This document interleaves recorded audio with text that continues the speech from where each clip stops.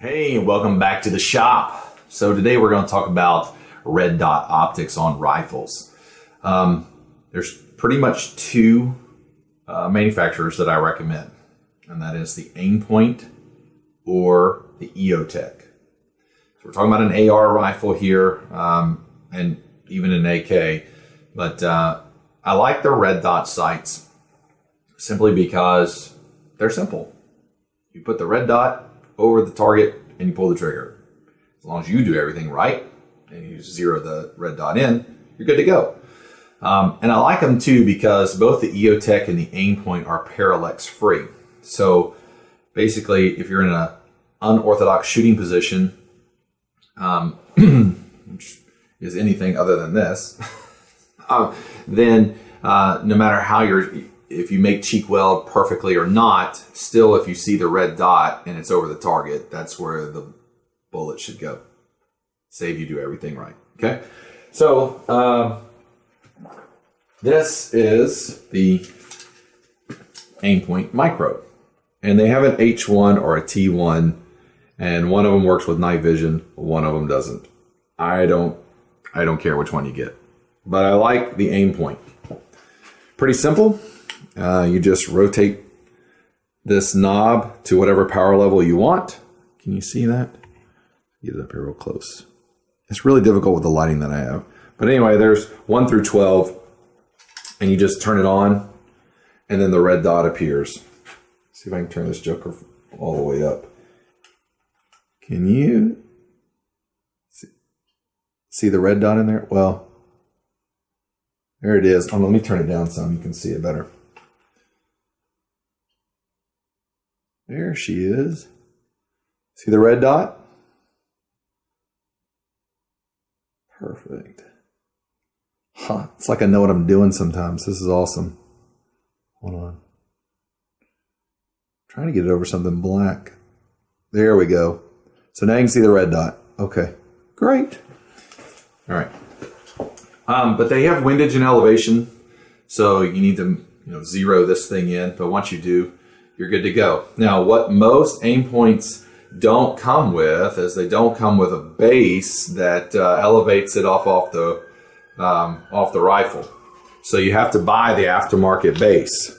And now you know when you're buying the aftermarket base, you need to know how high you want it up, right?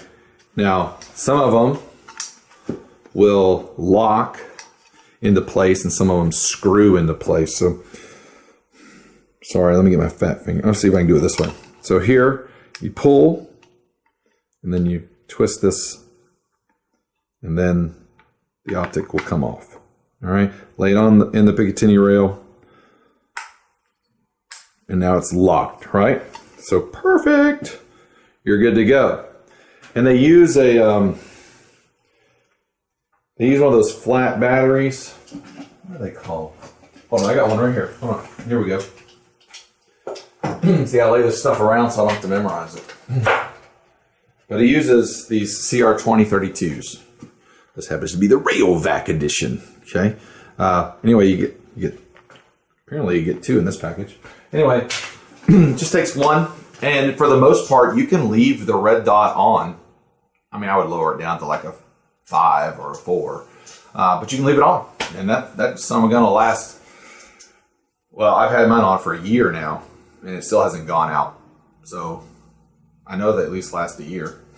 But that way, if you had to, pick the rifle up and run with it, it's the red dot's already on, so you're good to go. So if you're going to use for home defense, that's what I would do. I would turn that joker on like a 4, because now a 4 also the intensity is lower and it draws less on the battery, but you might be deploying that thing at night and you don't want that big red thing glowing in your face when you're trying to do your business. You saw when I originally turned it on how bright it was, and that was like at a 12, and then I kicked it down to a 5, and then you could see the red dot. So 5, a 3, somewhere in there. You can just play with it and determine what you want, but you can adjust it. So I like that. And then I said the EOTech.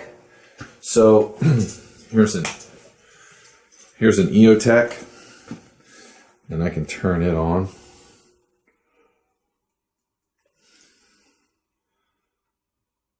And what it is a circle with a dot in the middle of it. Man. Here we go. Can you see the circle? And then there's a little, hold on, get on to something black. There's a dot in the middle. So either way, you know, if your face was not, you know, on cheek weld that great, or you were trying to, you know, do one of these numbers here, some type of, you know, Call of Duty trick or something, wherever the red dot is where the bullet should go. All right. Now, some people like a little bit of magnification to their sight. So, Trijicon makes an ACOG, and this is a 4x32. So it's a magnified optic. I can see the red. Let's see if you might be able to see the red dot. Well, it's magnified, so I'm trying to get it to look through the camera lens and this lens. There should be a red something there. Hold on, I almost had it. There. Oh. Well, you get the drift. There's a red, and depending on which one you buy, because they make several different types, but there's a red chevron. Excuse me. There's a red chevron at the top. And then it has a line that comes down and has a couple of striations that come off to the side. And that's supposed to be like a drop compensating reticle. So, you know, you zero it in here, and then this is, you know, 100, 200, 300, 400, depending on which one you buy.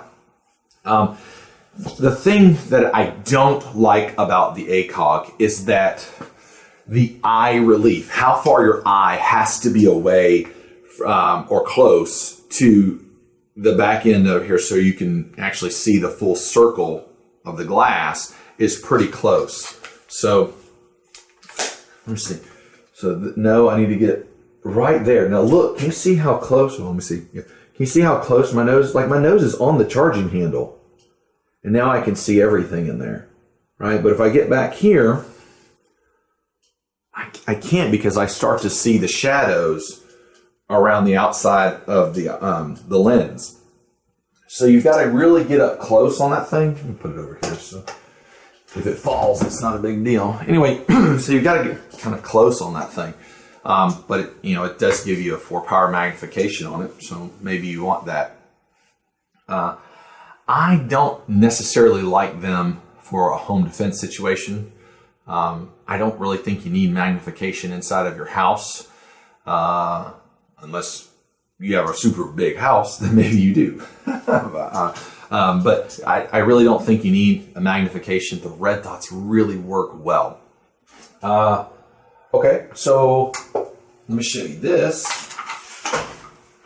Here is my Rifle Dynamics made by Mr. Jim Fuller himself, AK-47. And what do I have on it? An aim point. But now, as you can see, I don't have a riser on it. I just put it straight on this Damage Industries rail, and it runs flat. So the reason for that is that I can co-witness the rear and front sight through the optic.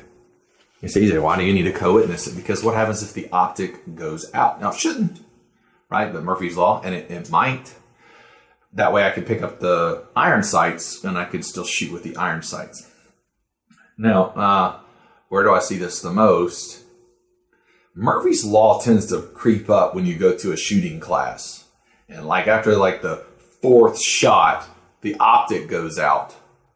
Like the battery decides that's when it wants to die. But you're in this training iteration. You got to keep going. So I just pick up the iron sights and rock on with it.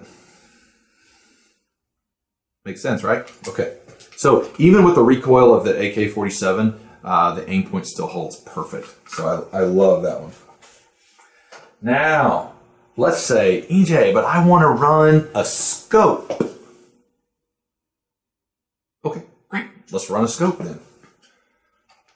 So, SCAR 17, I have a Nikon M308 on top so that I can do the longer range stuff, because the 308 round will reach out there.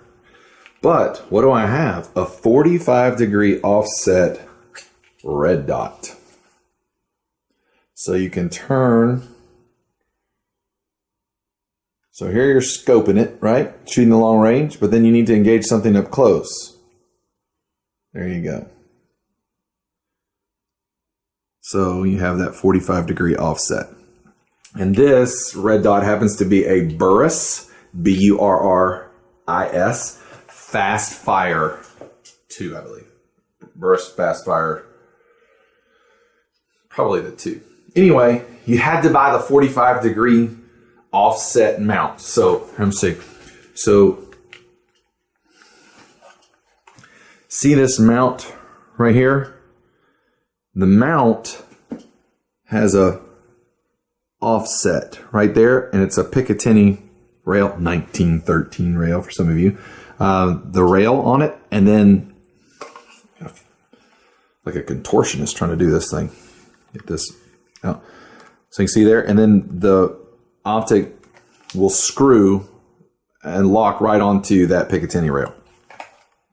So, you know, long range, and then you can turn 45 and shoot up close. Okay, let's talk about that real quick. So here's the deal with the 45-degree offset and having a red dot to the side of an optic. In Iraq, when snipers were moving from rooftop to rooftop, in order to get to the rooftop to cover the movement of the foot soldiers on the grounds, your infantry's moving around, trying to clear buildings and take ground.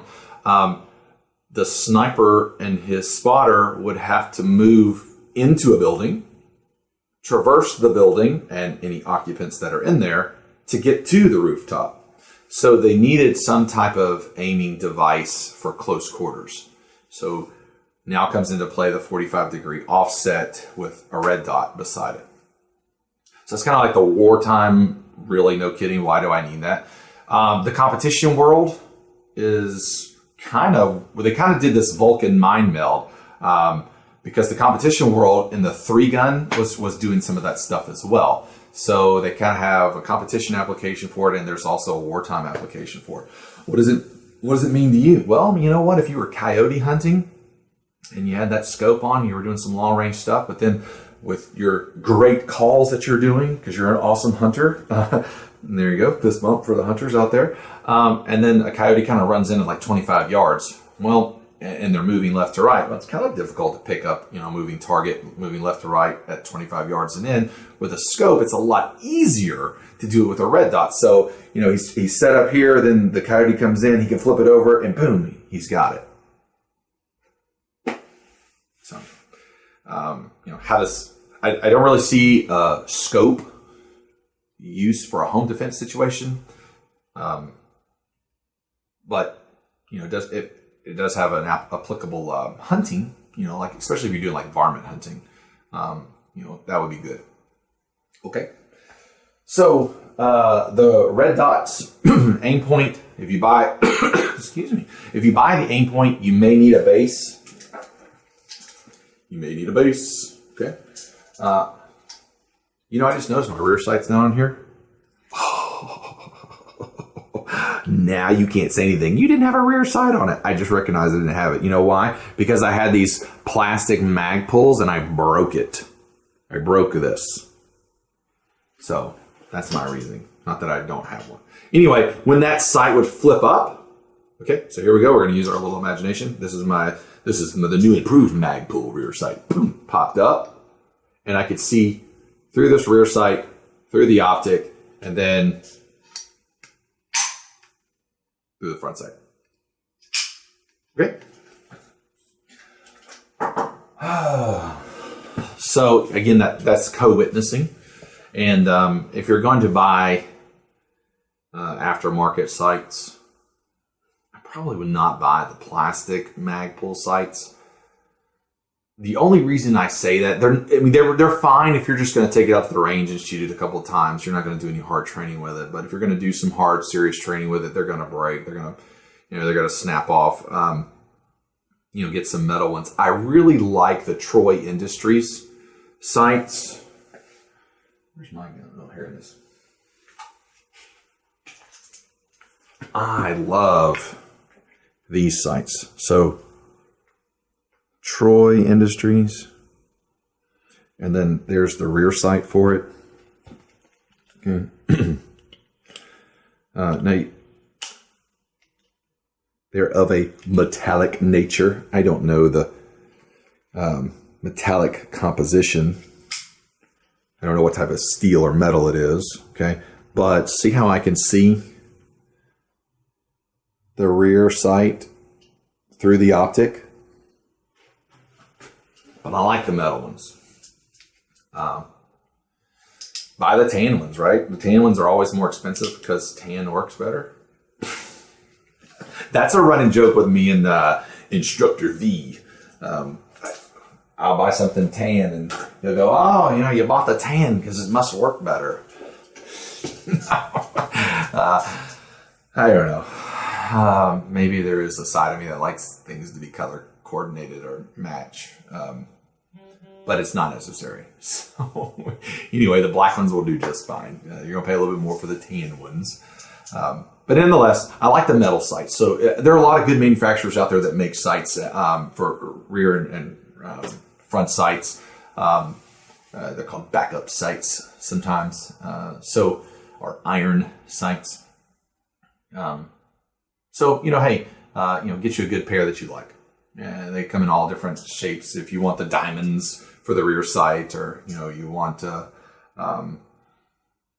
like an H&K, they have an H&K front sight and whatever style, H&K style sight. Again, the deluge of sights is tremendous, but make sure that it's a good quality metal one and that you really lock it down and make sure that it won't come off. All right, that's about all I got for sights. I like Endpoint and I like EOTech. Now there's some off-brand or off-brand, or what am I trying to say? They're like some clones. Like I think Bushnell. I think Bushnell started to make some, but there's some other optics out there that kind of look like an Endpoint or they kind of look like an EOTech, but they're not really an Endpoint or EOTech.